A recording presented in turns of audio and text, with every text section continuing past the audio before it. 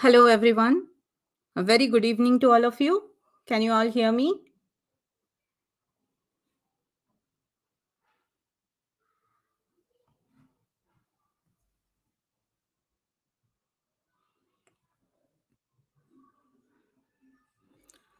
Please write in the chat if you all can hear me.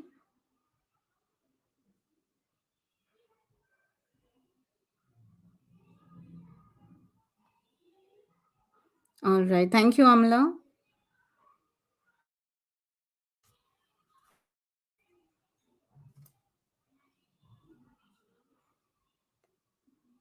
Good evening. Good evening. Okay, so I hope all of you are ready to do the rapid revision round for Unit 8 and 9. So, how many of you are feeling confident about this revision round today? I hope your preparations are going on in full force.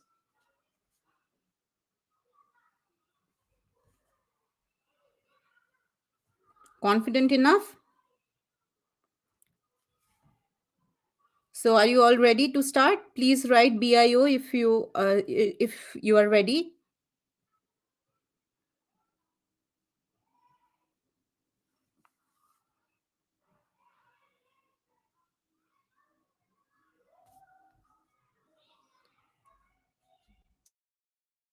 All right, great. Let's start.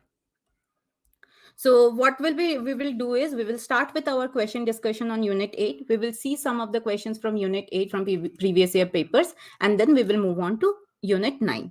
So Unit 8, as you know, is all about genetics, the inheritance biology. So let's start. All right. So question.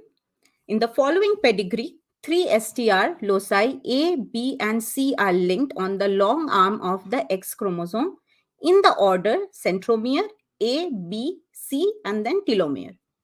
Further in the table, the STR alleles present in each individual is indicated. Okay. So if you see the table here, so first they have given you a pedigree chart. All right, and then a table of how these alleles of these three STR loci, how they are segregating, that is given. Okay. Here, a hint is also provided that the X chromosome in males will help in.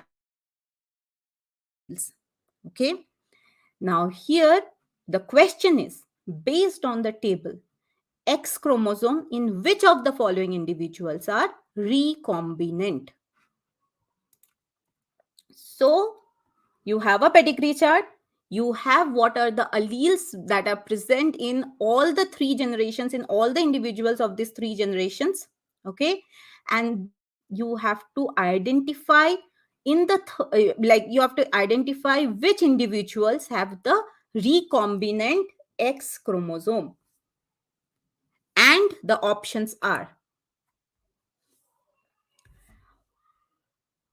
21, 31, 32. Option 2, 22, 31, 32. Option 3, 31, 3. And option 4, 32, 34. Anyone would like to answer it?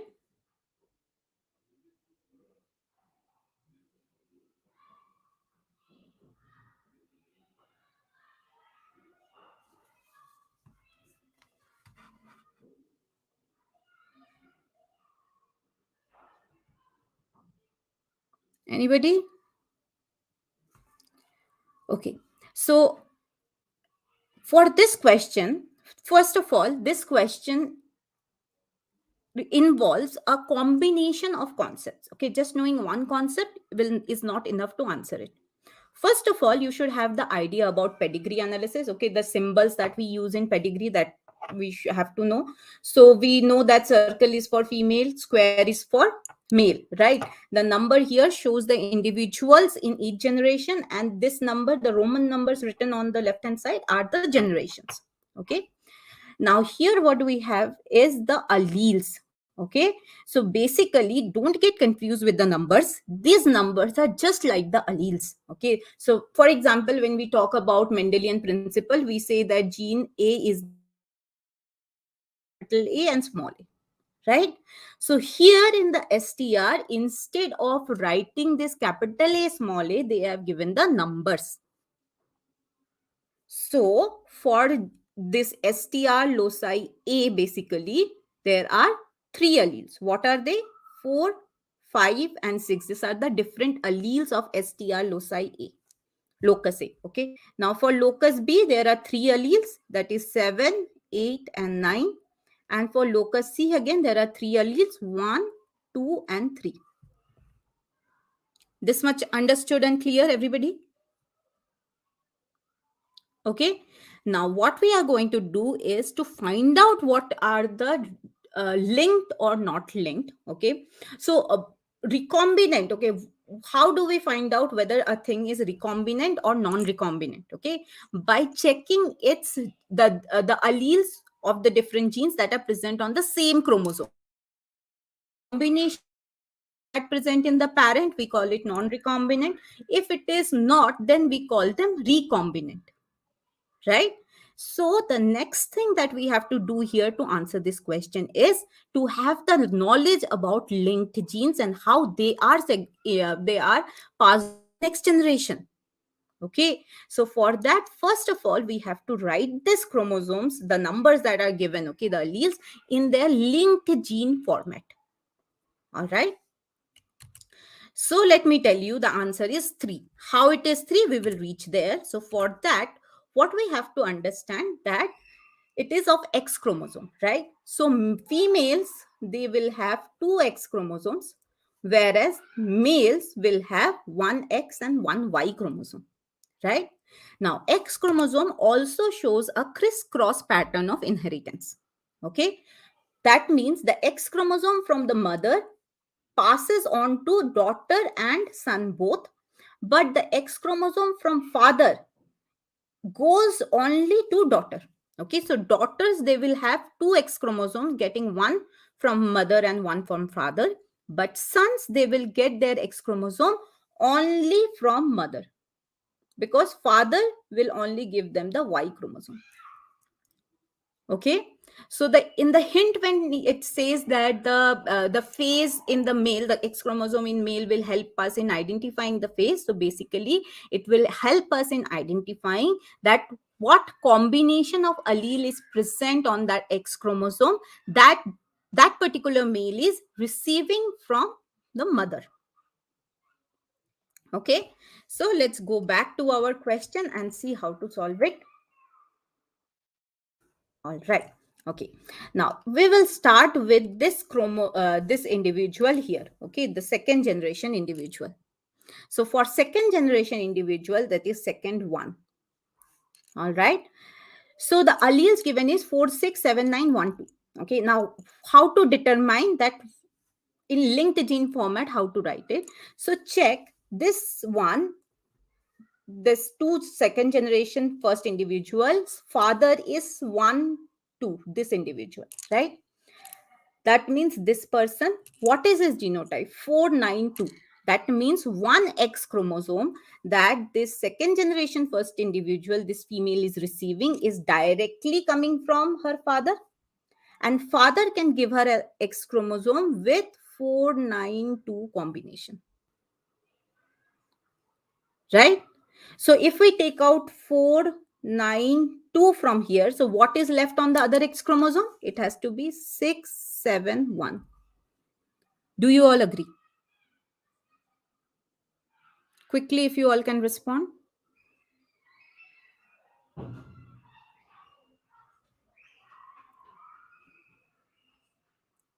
Because once we have understood this part, then it will be easy for us to do the rest of the things. Okay, for all the individuals, basically here we have to see in the linked gene format how the genes are present.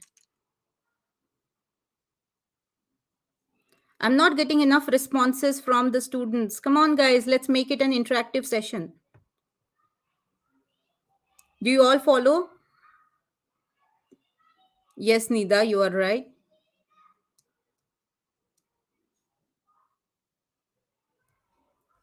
Okay, right. Now for second individual, second generation 2, second generation 2.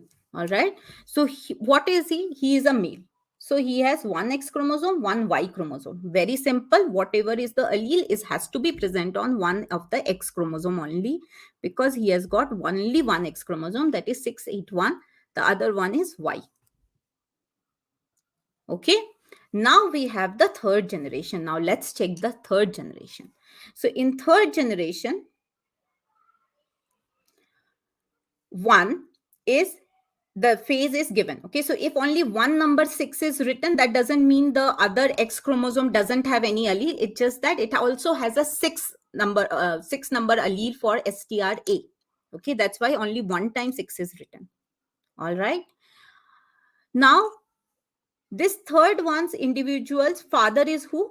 2 this individual. Okay, so father will give one X chromosome without any tweaking or without any change, directly to the daughter, right? So one chromosome that this daughter in third generation is receiving from her father is 681. Okay, now again you take out 681, so what are you left with? 692, right? So from where this 692 is coming? It has to come from the mother. Okay. Now mother doesn't have a chromosome with 692. So how it is happening? If a crossing over happens here, then only this combination of 692 is possible. What does this make? 3-1. Recombinant or non-recombinant? Quickly.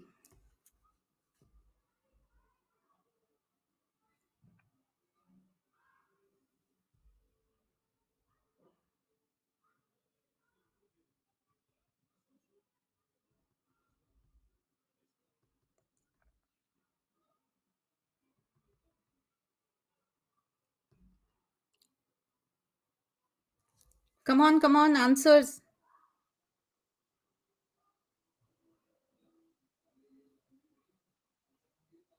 Yes.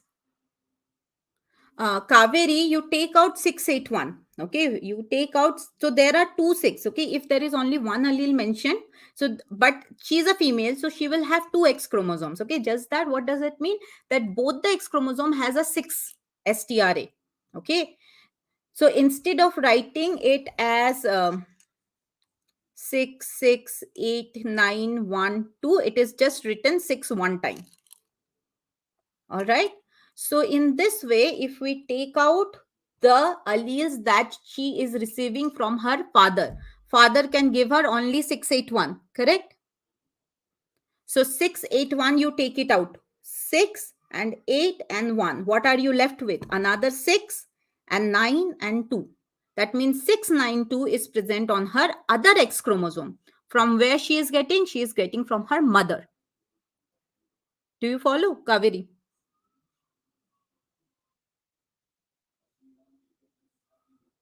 Okay, and 692, mother also doesn't have that exact combination. She can form 692 if there is crossing over occurring between STRA and STRB.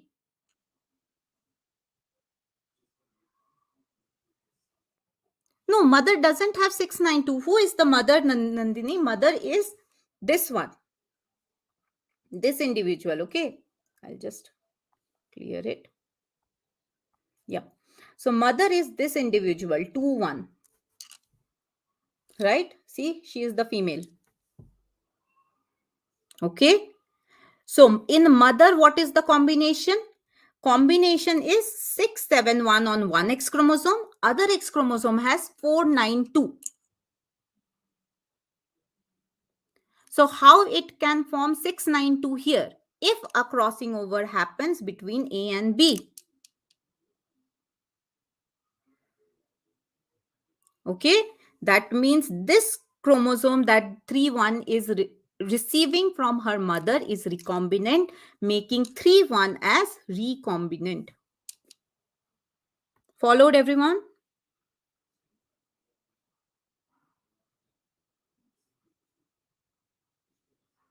Nandini, do you follow?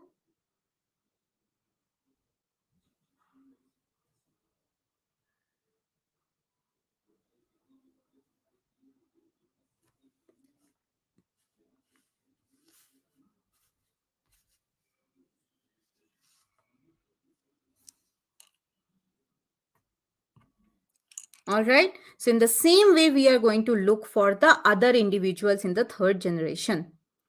Okay. So in the third generation, the other individual, 3, 2, let's see. So I'll just erase 3, 1.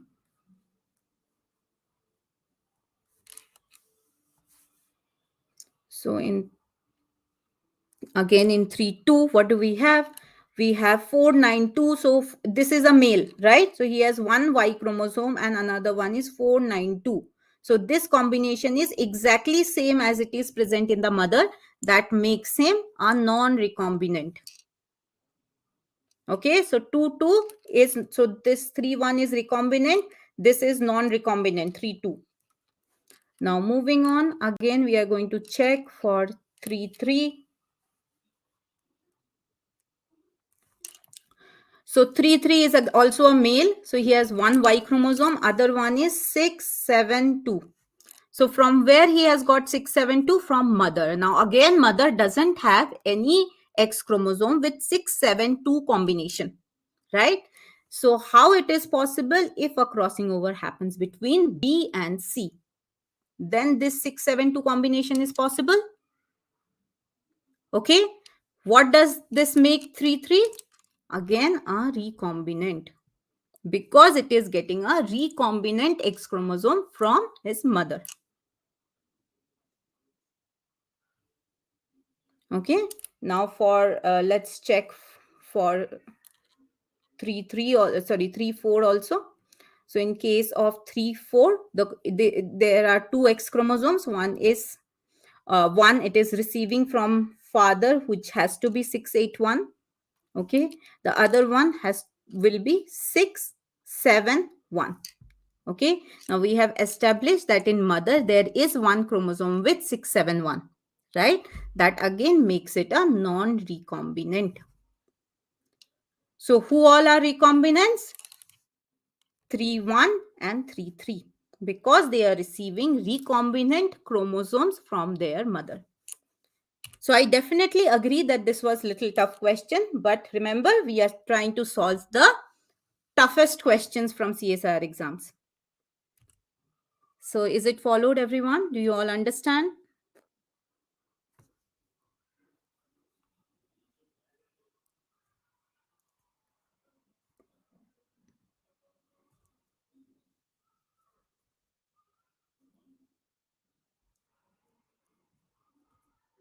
All right, let's move on to next question.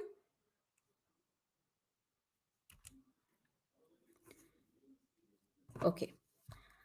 This question is also from the topic of linked genes, because that topic is definitely a very important topic. Every session, at least one part C question you can definitely expect from that segment. Okay. So this question is saying that curled wing, ebony body color, and sepia eye are three recessive mutations that occur in fruit flies.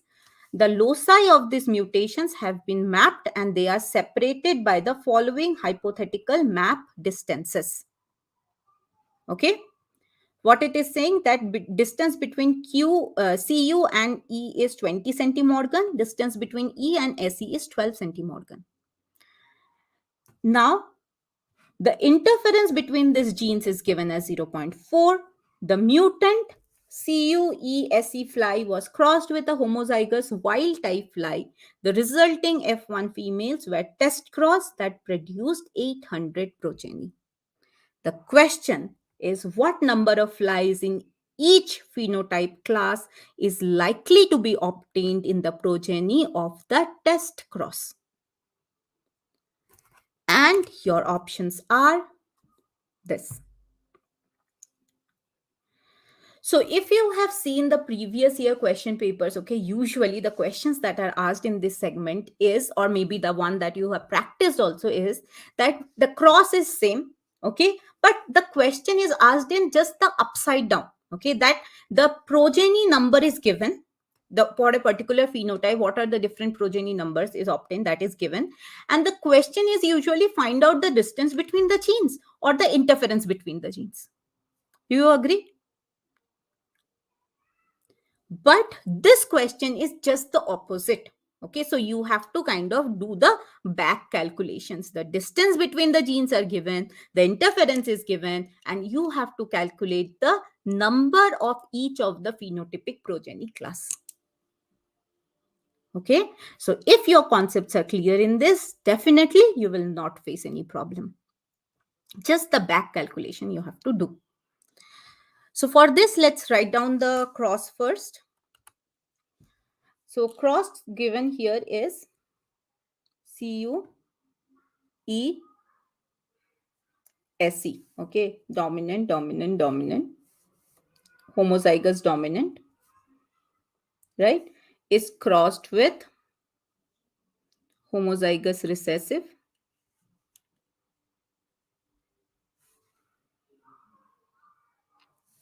And in the next generation, we get a F1 heterozygote.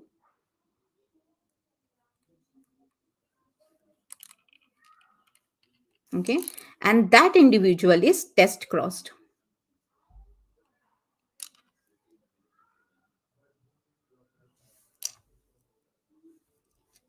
All right, so this is the cross. And what is the proportions of different phenotype that you observe in the next generation? The result of the F1 test cross, that is what we have to find out. Okay, so as I told you, we have to do the back calculation here. So yes, the answer you will get 1. Okay, the option 1 will be the answer. But how we are getting 1? Let's see here. So interference is given to us. Okay, so interference is, if it is 0.4, then what is coefficient of coincidence?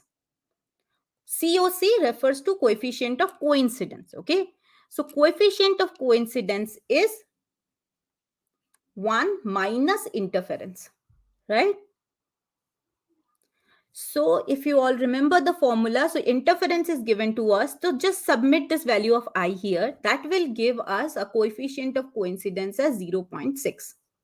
Okay, so what does this mean? That if we expect that both the crossing over at both the positions, okay, between both of these pairs, okay, CU, E and SE, okay, if we expect that double crossover will happen, okay, in 100% of the cases, then because of interference, in 40% of the cases, the double crossover will not happen.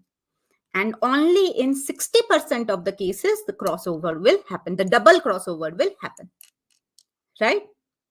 That is the meaning of coefficient of coincidence. Do you all agree to this or not? Do you recall it? We have to do the back calculation. Okay, we have to start from back. Are you people following so far?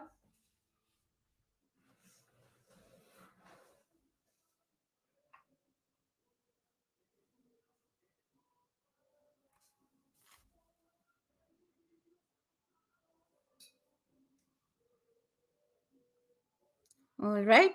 Okay. Now, so if coefficient of coincidence is this much, okay, so now can you tell me what is the formula for coefficient of coincidence? One is 1 minus interference. There is another formula for coefficient of coincidence. That is given as coefficient of coincidence is equal to the observed frequency of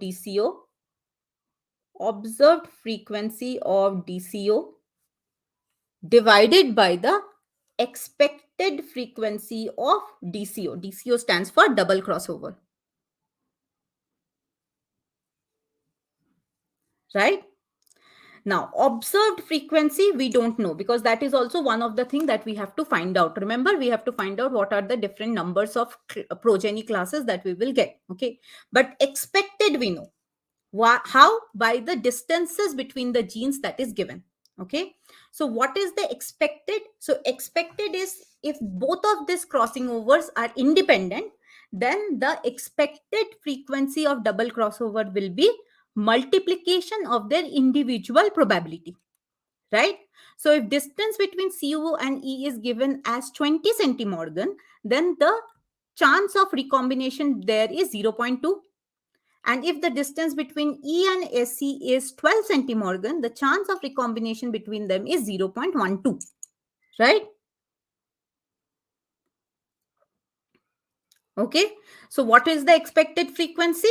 0.2 multiplied by 0.12, that is equal to 0.024.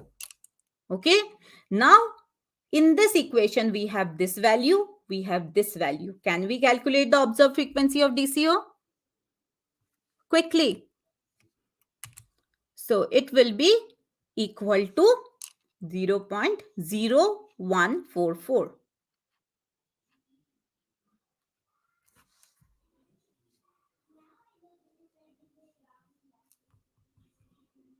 All right. But this is frequency. Remember, it is not the number. Question is asking us about number. Okay. So how do we get the number? By multiplying the frequency with the total number of individuals obtained. So total number is given 1800. Okay. So we multiply the frequency with 1800 and we get the number of DCOs, the observed number of DCOs. Is it followed, everybody?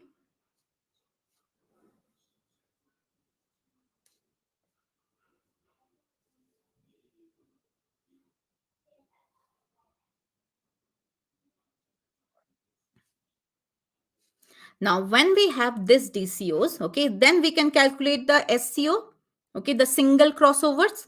All right. So single crossover will be how much? Calculate what is the chance of crossing over between this pair only. Okay. So whatever is their recombination frequency, that is the distance between them. All right. Multiplied with the number, that is 1800. Okay. But from there, we have to subtract the number of DCO. Remember, because in case of double crossover, one crossing over is happening here also, one crossing over is happening here also. Okay. So if we have to calculate only the number of single crossovers, so from that number, we have to subtract the number of double crossovers.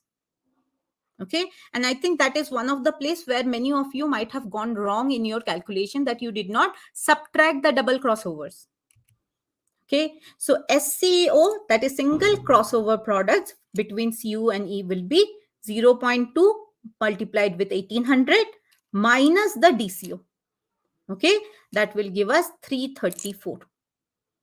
And similarly for this group here, okay, it will be 0.12 multiplied with 1800 again.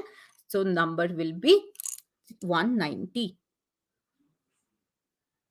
Okay, so here this is very important. You have to consider that when we are talking about only single crossover products, so if you consider just the recombination here, it will be an addition of single crossovers plus double crossovers. So if we have to calculate the number of single crossovers, we have to deduct the double crossover numbers from here. Okay, now once we have got this, so we can go back and see what are the options given. So in the options, it is talking about the recombinant, non-recombinant, single crossovers, okay, and double crossovers. All right, so we can see here the last thing for the total recombinants, it will be 334 plus 190 plus 26. Okay, and what will be non-recombinant? So 1800 minus this recombinant will be non-recombinant. All right, so once we have calculated it, when you will check it with the options that is given there, so you will see that option 1 is the correct, or it is the option with the exact correct numbers.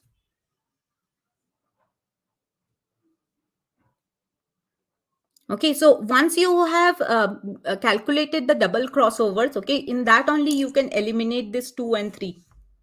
So you will be left with 1 and 3 only. 2 and 4. So you will be left with 1 and 3 only. And from there, with the further calculations and checking the numbers, you will see that option 1 is the right answer. Clear, everybody?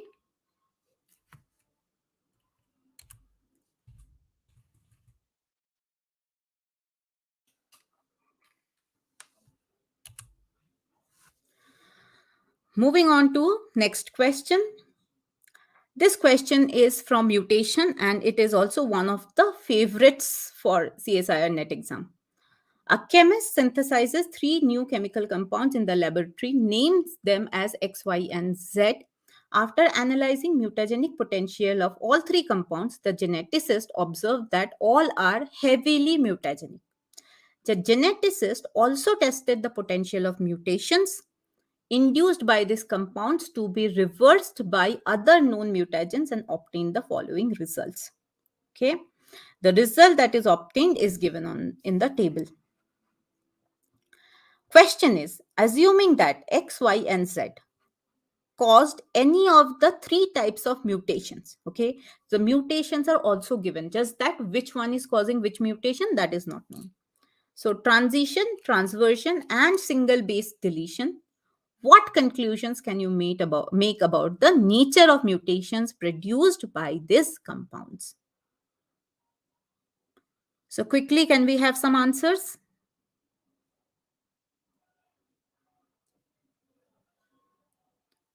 So this question is related to the mutation reversal study. And again, it's a very popular kind of question. Again and again, every session, this kind of question has been asked. And for that, only thing you have to know is the chemical properties of the different mutagens, how they induce a mutation or what all mutations a particular mutagen can cause. If you know that, this, like, there cannot be any question easier than this. Any answer? Anybody? Okay, sorry, I did not show the options. I'm so sorry. All right, so options are this.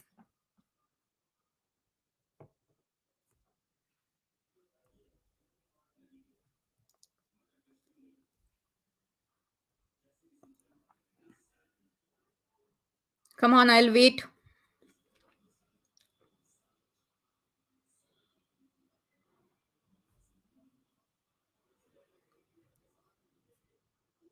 Absolutely correct, Sonali. Anybody else wants to try? Kaveri, correct. Good. Amla, correct.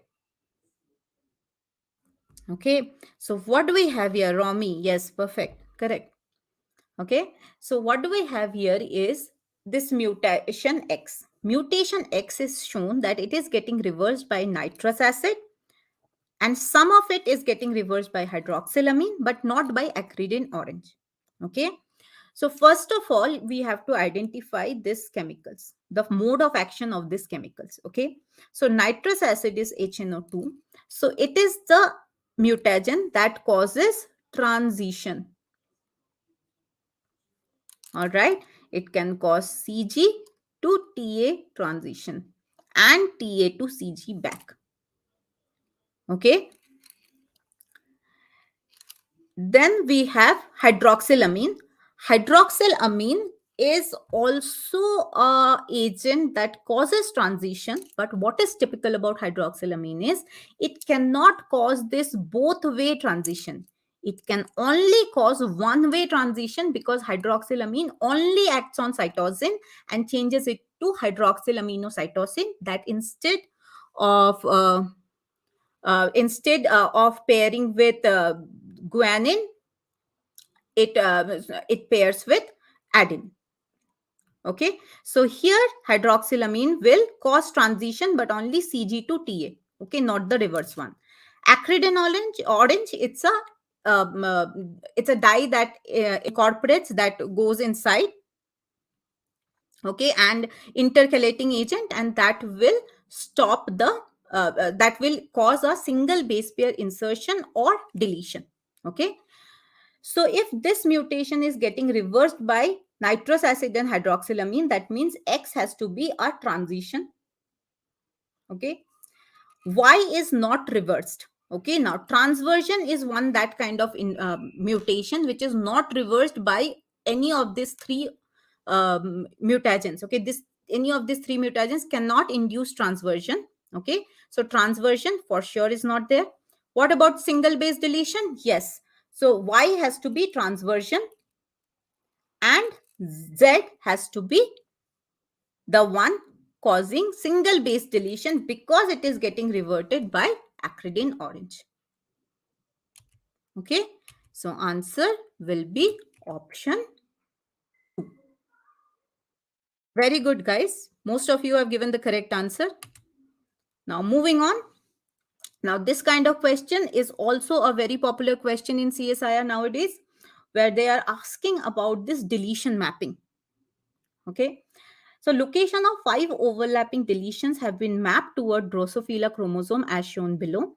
Recessive mutations A, B, C, D, and E are known to be located within these regions, but the order of mutations on the chromosome is not known. When the flies homozygous for the recessive mutations are crossed with flies homozygous for the deletion, the following results are obtained, where M represents mutant phenotype plus represents wild type phenotype. Okay, on the basis of the above data, the relative order of the 5 mutant genes on the chromosome is.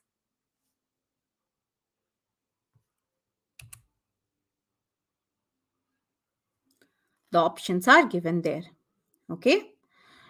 Now, in this diagram, so what is it saying? That this horizontal lines in the figure, they are showing the deleted region. Okay. And here the expression is mentioned on the table. Okay. So for deletion mapping, what you have to remember, the basic concept in deletion mapping that you have to remember is, if the gene is present on the deleted segment, then mutant phenotype will be produced. What is mutant phenotype? Here we are showing as M. If the gene is not present in the deleted segment, wild type phenotype will be produced, that is plus. Okay. Now, if you remember this two simple concepts in deletion mapping, you will be able to do that question easily and very fast also. See, so for that, what we will do is, first we will check this graph here. Okay. So if this segment is deleted, what does that mean? The expression will be what? Come on, the gene that is present here. Okay. What kind of expression will it show? Mutant or wild type? The segment is deleted. So gene present on the deleted segment in a deletion mapping will show mutant phenotype or wild type phenotype.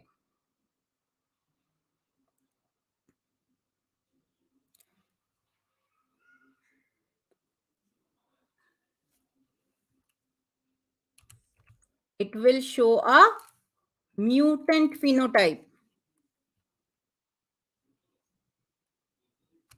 Right. Okay. So simply write here M.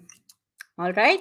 Then this for deletion 2, it will be plus, plus, plus, plus. Okay. Now go to the second section. Second section, M, sorry, M and M, again plus, plus, plus, plus. This is M, M, M, plus, plus. This one,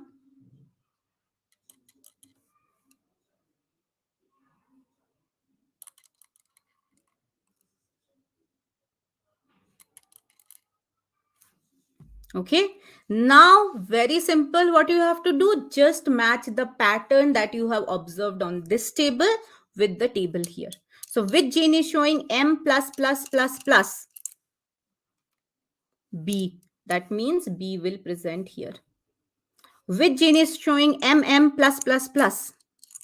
MM plus plus plus. It's C. C will be present here. Which gene is showing MMM plus plus? It is D. D has to be present here.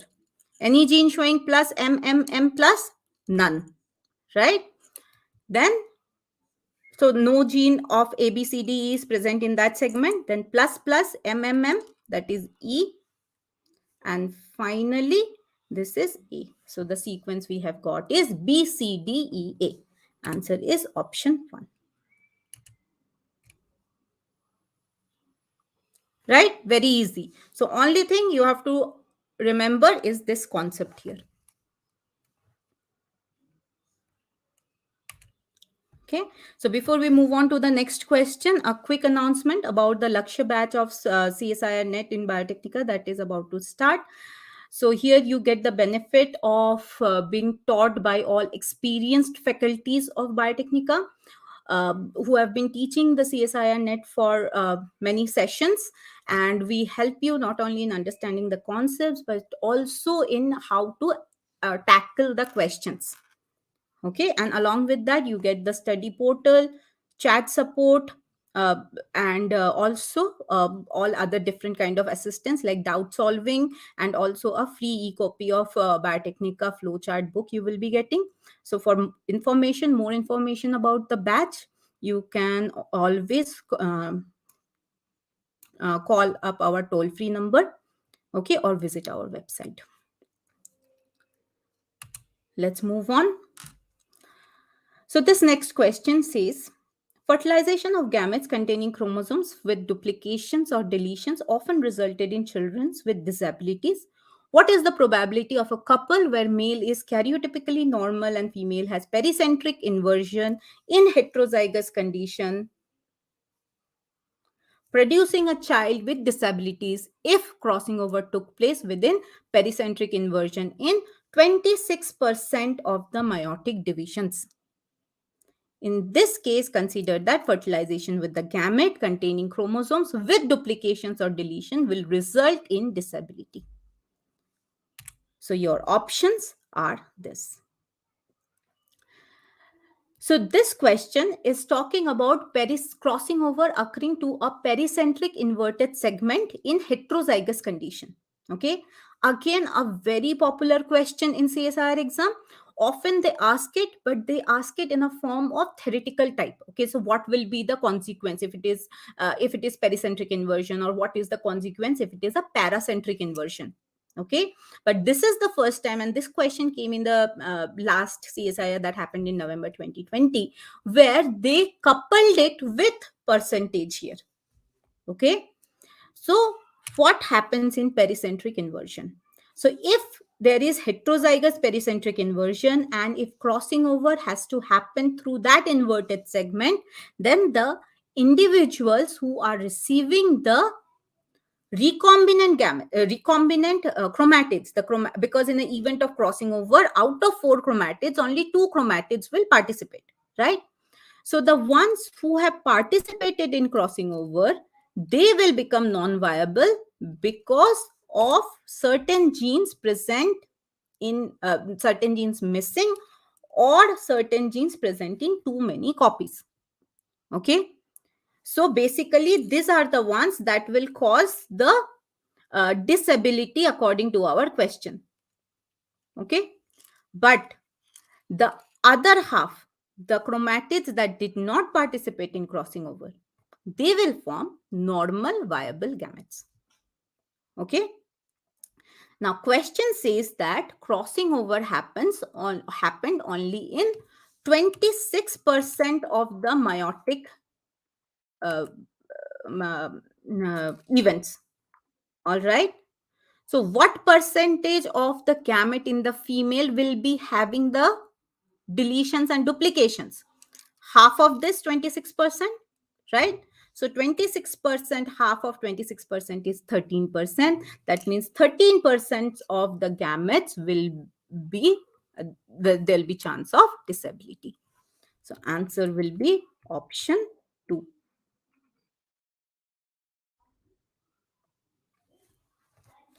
Followed, everybody? Please, if I can have some more BIOs.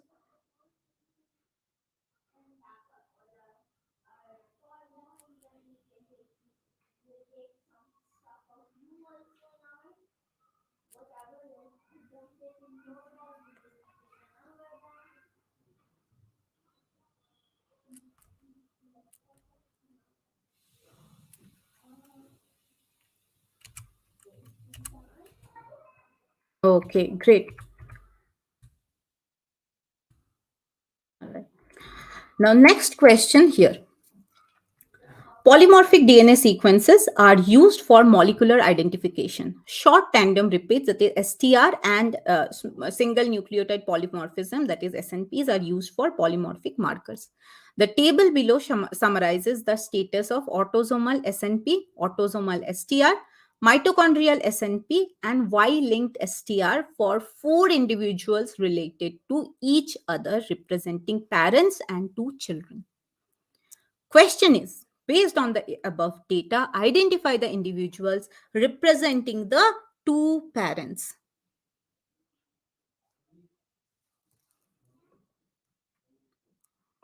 All right.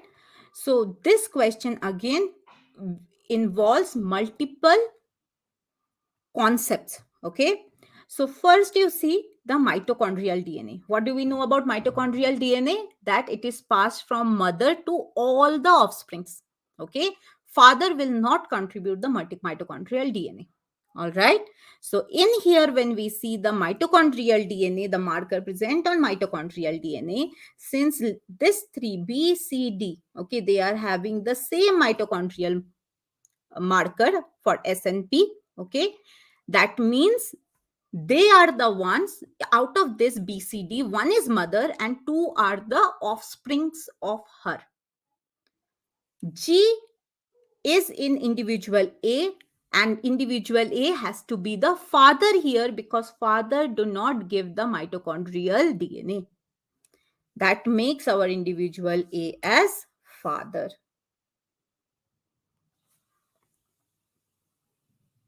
Okay. Now we have established father, right? Now let's see the Y-linked. Y chromosome will be present in whom? Only the males. Okay. Now this one is father. So this one, the other person with the Y chromosome, what does that mean? That person has to be the son, right? And he has got his Y chromosome from the father, so they share the same allele. Okay. Now we have to decide between C and D who is the mother and who is the daughter. All right. So for that, we have to check this SNP if you check. All right. So this person is a son. B is a son, we already know. Okay. So B has got C and G, right? Out of this C and G, one he is receiving from mother, one he is receiving for father because these are autosomal. Okay. Now father is homozygous for C. So father can only give a C. Okay. So C for sure is coming from father. So from where this G is coming? G has to come from the mother. Okay. So out of this C and D, who is the one having the G allele for autosomal SNP? Only individual C. That means individual C is the mother and D will be the daughter. Okay. So which are the individuals that are the parents? It is A and C. Answer is option 2.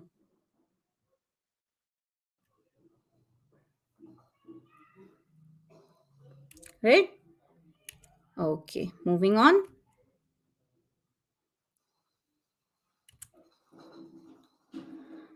Now, this is from microbial genetics. Again, definitely one question for sure comes in part C. So, using interrupted mating experiment, 4 HFR strains were analyzed for the sequence in which they transmitted a number of different genes to a F minus strain.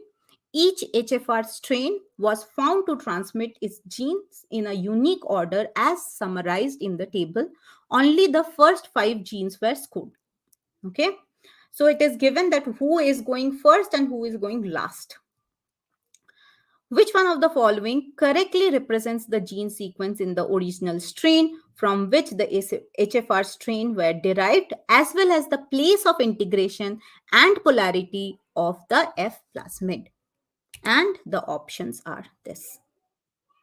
Okay. So if this kind of question is there, so first of all, what we will do, we will draw the bacterial chromosome, which is a circle. Then we will try to map the genes on it, okay, by seeing the overlaps.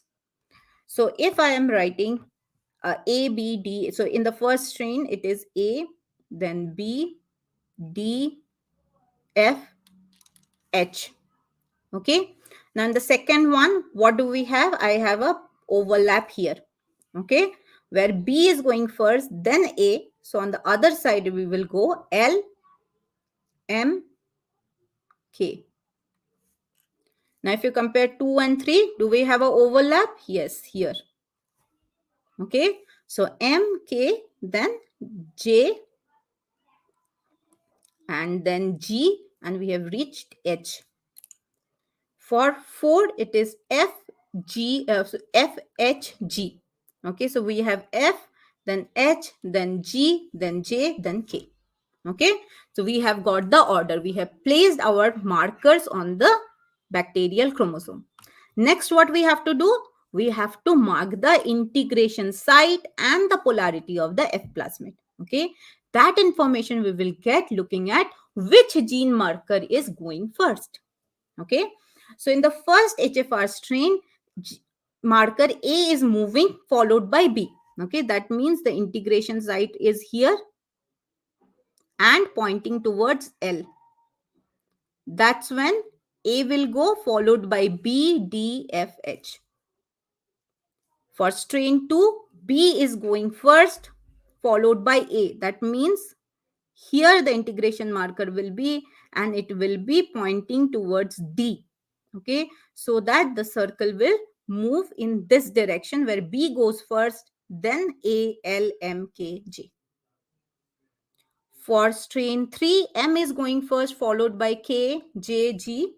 So here the integration site and polarity pointing towards L for option 3. Sorry, strain HFR strain 3. And for HFR strain 4, F is going first followed by H, G, J. So it will be here pointing towards D. Now you check the options which has got the correct one. The diagram that we have made, which of the option matches with it?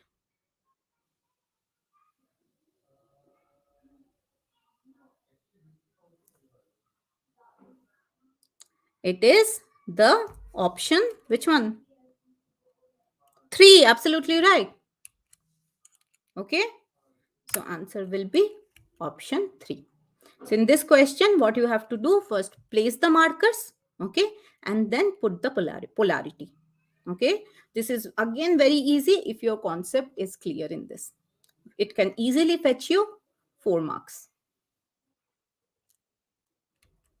Okay, now that was all from unit 8 because we have to cover unit 9 also. Let's move on and see some questions from unit 9 as well.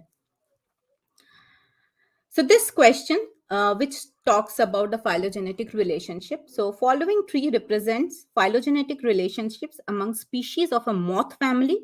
Circles represent species having eye spots on the wings. Other species do not have eye spots. Okay, so if there is a circle, that means eye spot is present. If no circle, means no eye spot. The following inferences were made by different researchers by studying this table. Which of the inferences were correct? And your options are this. So this portion where it is talking about the phylogenetic relationship can be considered as a part of unit 9 as well as a part of unit 11, okay, where the how to construct and how to read the phylogenetic tree is considered. Okay, so this portion can be a overlap between both the units. Okay, right. Now what we are seeing here is wherever there is circle means there is no there is eye spots are there. If there is no circle means no eye spot, right? So whenever this kind of phylogenetic relationship is there, okay, so this group is considered as the out group. Okay, why it is called as the out group? Because you see the common ancestor here, okay, will, so out group is the one who is most different from the in groups which are there. Okay, and out group is the one who is resembling the ancestral species most closely because they are the one who first diversified from the common ancestor. Okay, so in a phylogenetic tree, so if this is the common ancestor here, diverse is first is the outgroup. Okay, rest others are in-group. Okay, now whenever we do the outgroup analysis, this concept we have to be clear with, that if there is a character which is present in outgroup and in some of the taxa of the in-group, that means that character is ancestral. That means it is present in the common ancestor here. But if we are talking about a character which is absent in outgroup but still present in some of the taxa in the in-group, that means it is derived in the in-groups, but it was not an ancestral character. Okay. So if we see the table that is given to us, since outgroup has the eyes, all right, what does it tell us? That the common ancestor here will also be having the eye, right? So inference A is correct, that eye spots were present in the ancestor and some species lost them. Okay, which are the species lost them? Because some of them are not having the eye. Okay, and that makes the inference B wrong. Okay, now, so if we see the lost part, okay, so if this two individuals here, okay, this two taxa, they are not having the eye spot, what does it tell us? That their common ancestor who is here also doesn't have the eye spot, right? Because evolution works in a very simple way. If both the sister taxa are not having a particular character, that means their ancestor itself have not given them that. Okay, but when we see this one and this, okay, so their ancestor is a more farther back in the history. Okay, that means, and here this individual has eyes, but this individual doesn't have the eye spots. All right, that means here again one time it was lost. Okay, and here again, so more than once the eye spot was lost during the evolution. So answer will be option C, where statements A and C are correct.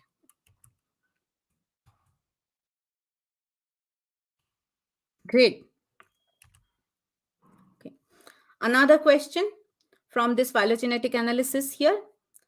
So as a biologist, you want to classify three taxa, A, B, and C. You have the information on three traits, P, Q, and R. The trait that is ancestral is counted as 0. The trait that is derived is counted as 1. Okay. Instead of that, in some of the questions, it might be written as plesiomorphic and apomorphic. Plesiomorphic means ancestral. Apomorphic means derived. Okay. The distribution of the traits found in three taxa is given below. Based on the table, the following cladograms were drawn. So table is given here and the cladograms were drawn. Based on the trait distribution and the principle of parsimony, select the correct option.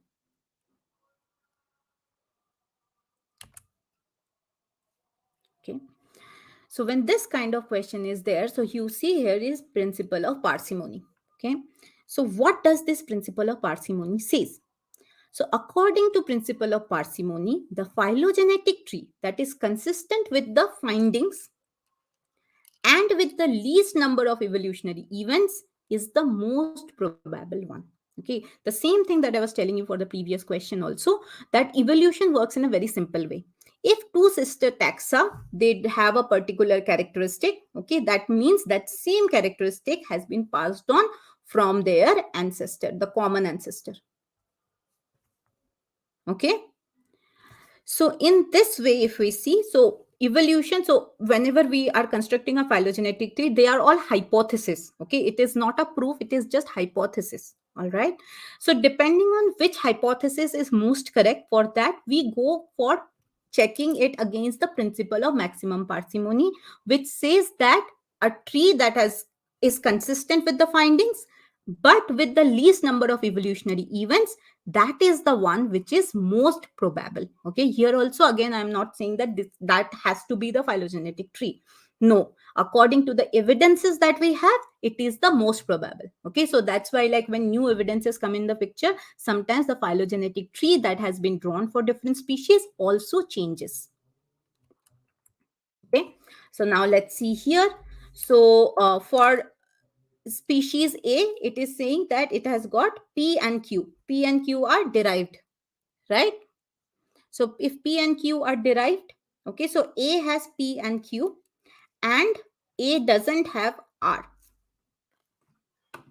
Okay, so here in the option A, in the first phylogenetic tree, A phylogenetic tree, okay, A has P and Q, fine.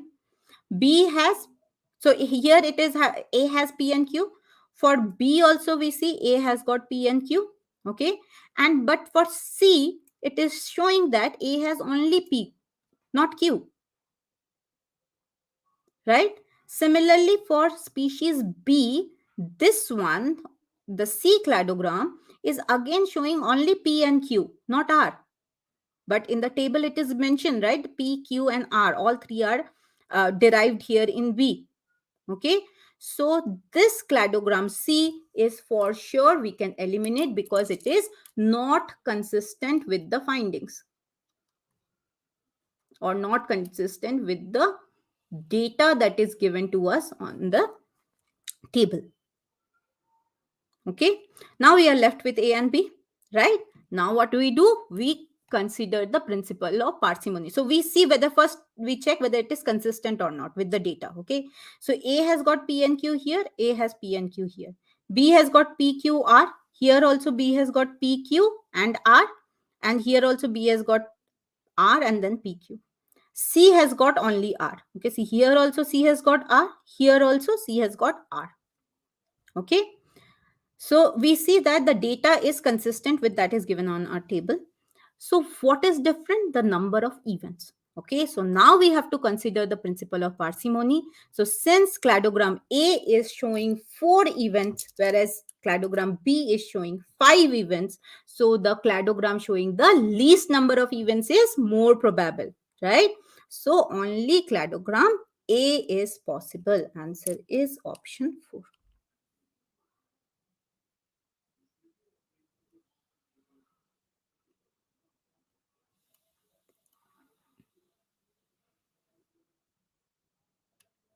Not cladogram C, Devanjan. Cladogram C is not possible, no, because it is not consistent with the fact that is given in the data. Do you see? It is not showing Q as the derived character for A. It is not showing R as the derived character for B. So the first priority is whether it is consistent with the proofs and the evidence that we have or not. And if we are considering all the proofs and evidence, and then also there are 2 or more than 2 possibilities, then we have to go for a phylogenetic tree with the least number of evolutionary events.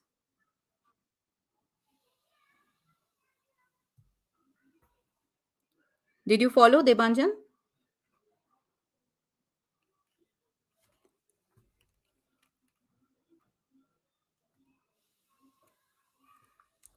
All right, so we have already finished discussing 9 questions. Moving on to the last question of today's session. So it's here on your screen. For the following invertebrate structures or organs, identify their major function and animal group in which they are found. Nematocyst, Protonephridia, Malpighian tubule, and radula. Which of the following is the correct options? And the options are this. Now, this type of question is again a very common type for Unit 9, where you have to do a comparative anatomical study. Okay, which are the organs or organs present in which of the phylums? Okay, which are the organs for different systems present in different phylums? Okay, a comparative anatomical study is something that you have to remember, and that has been asked again and again. Okay, along with that, there is one more question pattern which is common from Unit 9 is the comparison between the larval structure of different phylum. Okay, so if you are from pure science, pure zoology, so definitely it will be very easy for you. For the individuals who are from the applied science, yes, you have to put some extra effort here, because in applied science definitely you don't study all these things, but this is something thing that you have to remember only. Okay, so you can do a comparison. So you can make a chart on your own and write what are the excretory systems for different phylum. Okay, the important cell types, or what are the important cell types for feeding, okay, or for prey capture, for defense. All right, so this kind of a comparative anatomical study chart, if you can make, that is definitely going to help you in solving this kind of question. Okay, and also the question can be in the form of match the following. Okay, where in the table 2 columns are made and you have to match the following. Okay, right, now coming back to this question here, yes, all of you have given the correct answer. Very good.